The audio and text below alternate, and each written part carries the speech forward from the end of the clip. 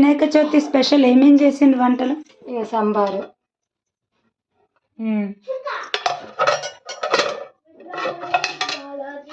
అన్ని కర్రీస్ వేయాలి ఇంట్లో. 21 రకం కూర, 21 రకాలు వేయాలి. ఇక పాయసము,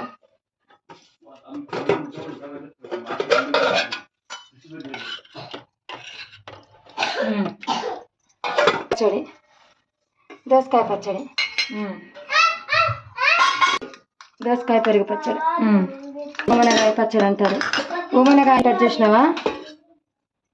ఉమ్మనగాయ అంటే చిన్న చింతకాయ కట్ చేసినావా? అది వినాయకుడికి బాగా ఇష్టం. రుబ్బుడు చట్నీ, ఇది లడ్డువాలు, వినాయకుడికి మోదకాలు అంటారు. కొన్ని భాషలలో కొన్ని వాడకాలలో మోదకాలను కూడా అంటారు. వీటిని అన్ని రకరకాలు కూడా చేస్తారు, కానీ మన ఇంట్లో ఇవి వేస్తారు. ఇట్లాంటి పప్పు కుక్కర వేసి నానబెట్టి వేయాలి, చేయాలి పప్పు వడలు.